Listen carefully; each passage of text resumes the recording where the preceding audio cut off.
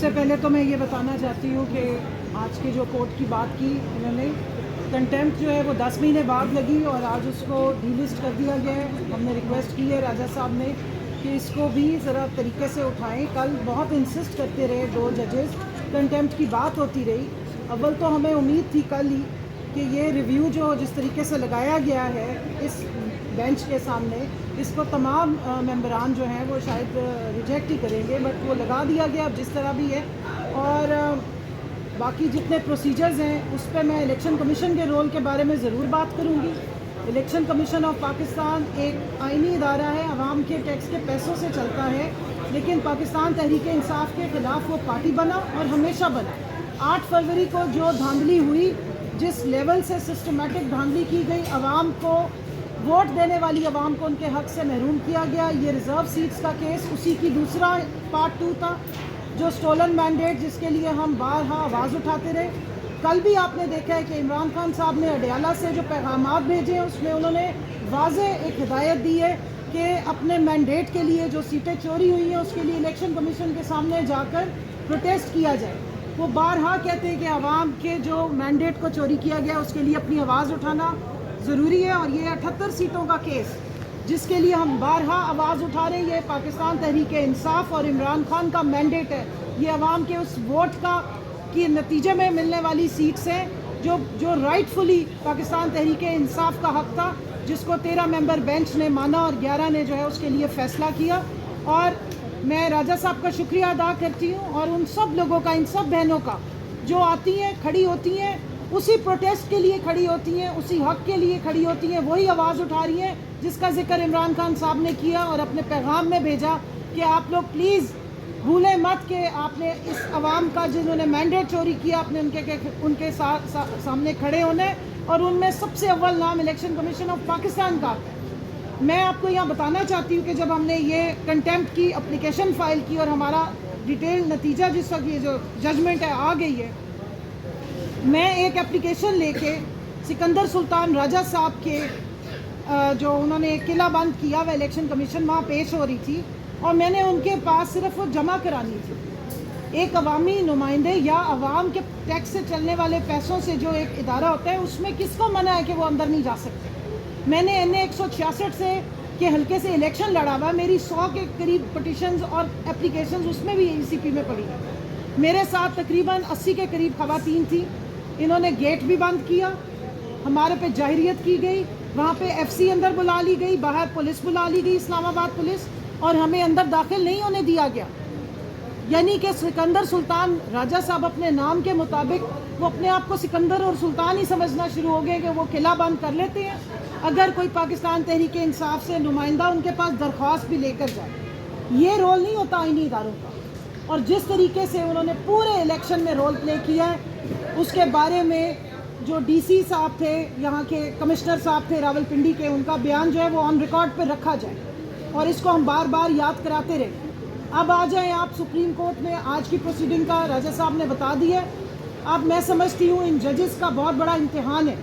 پاکستان بیرونی دشمنوں سے اس وقت لڑ ہے, لیکن اگر اندر ملک کے انصاف اور رول آف لا نہیں ہوتا تو پھر جو اندر انتشار پھیلتا ہے اس کے خلاف ہم لڑیں گے. جب عوام کو انصاف نہیں ملتا, جب آپ ملک کی سب سے بڑی عدالت میں بیٹھتے ہیں اور سامنے قائد اعظم کی تصویر کے نیچے آیت پڑھتے ہیں اور نیچے ججز کو بیٹھا دیکھتے ہیں, تو آپ کے دل میں ایک یقین ہونا چاہیے کہ یہاں پر آپ کو انصاف ملے گا. فی الحال تو ہمیں وہ یقین نہیں ہوتا اور آنکھوں میں آنسو آتے ہیں کئی دفعہ کہ ہم ملک کے سب سے بڑی عدالت, سب سے آگسٹ جو سپریم کورٹ ہے اس میں آئے ہیں اور ابھی بھی ہم ڈاؤٹ فل ہیں کہ ہمیں انصاف ملے گا یا نہیں ملے گا. اس کو ختم کریں. یہ ہمارے ججز کا امتحان ہے. آپ نے کانسٹیٹیوشنل بینچ بنا دیا, 26ویں آئینی ترمیم اس ریزرو سیٹ کیس کے کنکلوژن کے بعد ہوئی. جس طرح ہوئی وہ افسوسناک ہے. وہ تاریخ کے تاریخ کالے صفحوں پہ لکھی جائے گی وہ ہسٹری, کس طریقے سے جاہریت ہوئی, کس طرح عوام کے منتخب نمائندوں کو دن دہاڑے اغوا کیا گیا اور ان سے پھر ووٹ لیے گئے. رات کو 3 بجے اٹھ کے آپ جو ہے وہ اس طرح کی امینڈمنٹس کرتے ہیں, کانسٹیٹیوشنل امینڈمنٹس کرتے ہیں, اور کس لا کے تحت, کس قانون اور آئین کے تحت جو ہے یہ الیکشن کمیشن آف پاکستان نے یہ سیٹس جو ہیں دوسری جماعتوں میں بانٹ دی, اور آج وہ پھر ایک گریف پارٹی بن کے ہمارے خلاف آ کے کھڑے ہو گئے. یہ الیکشن کمیشن ہے, یہ سلیکشن کمیشن. سو یہ ایک تو رول تھا. اور دوسری بات, میں یہاں ڈیمانڈ کروں گی، آج ملک کے اوپر ہمارے روایتی حریف نے، دشمن نے رات کو 1 بجے اٹیک کیا، 9 مقامات پہ میزائل اٹیک ہوئے. سب سے پہلا اٹیک میری کانسٹیٹوئنسی احمد پور شرقیہ میں ہوا، جہاں پہ آفیشلی 13 اور ایکچوئل میں 15 سے 16 ہلاکتیں ہوئی ہیں، شہادتیں ہوئی ہیں، وہاں پر بچے شہید کیے گئے ہیں. اور ایسے معاملے پہ ایک پولیٹیکل جو آپ نے بنایا ہوا ہے پرزنر، زبردستی ان کو آپ نے قید کیا، وہ ملک کی آواز ہے، وہ ملک کا ہیلنگ ٹچ ہے، وہ ملک کی بائڈنگ فورس ہے. عوام اس کے ساتھ کھڑی ہے، عوام اس کی بات پہ یقین کرتی ہے. وہ حقیقی وزیر اعظم ہے. اس کو 10 گھنٹے نہ لگتے نیشنل سیکیورٹی کی میٹنگ کال کرنے کے لیے. جس وقت رات کو 1 بجے اٹیک ہوا ہے، اگر عمران خان بیٹھا ہوتا تو فرق یہ تھا دفاعی نظام میں کہ 15 منٹ بعد آپ کو عمران خان اسکرین پہ بیٹھا ہوا اپنی عوام سے بات کرتا نظر آ رہا ہوتا، کیونکہ وہ عوام کا ہی نمائندہ ہے، ان کا الیکٹڈ ہے.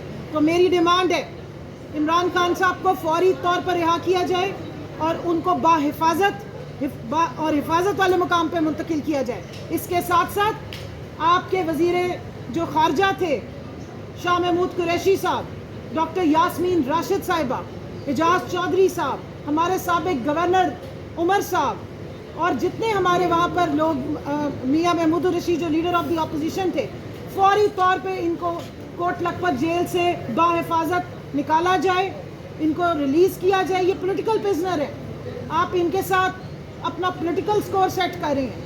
اس وقت ملک کو ضرورت ہے کہ یونٹی کی، یہ عوام کے حقیقی نمائندے، ان کو فوراً رہا کیا جائے اور ان کو حفاظت والے مقام پہ ان کو پہنچایا جائے. اس کے ساتھ ساتھ ہماری جتنے بھی پرزنرز ہیں جن کو ناجائز بند کیا گیا اور ملٹری کورٹس میں جن کو رکھا گیا ہے، ان کو بھی حفاظت والے مقام پہ شفٹ کیا جائے اور ان کو ریلیز کیا جائے.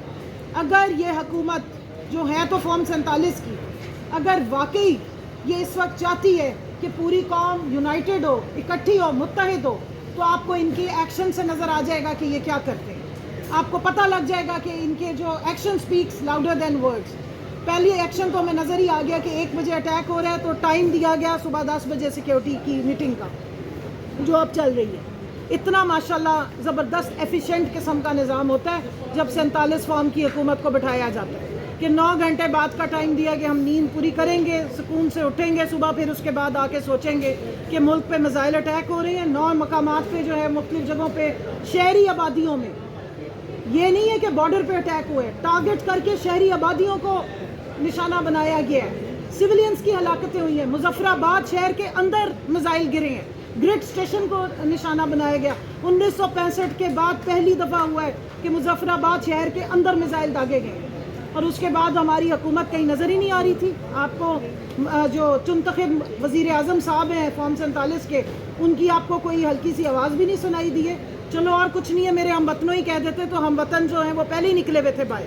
سو لہٰذا میں ڈیمانڈ کرتی ہوں کہ فارم 47 کی یہ جو سرکار ہے یہ پاکستان کے اصلی وزیر اعظم کو سامنے لے کر آئیں اور اس وقت پاکستان کی فکر کریں.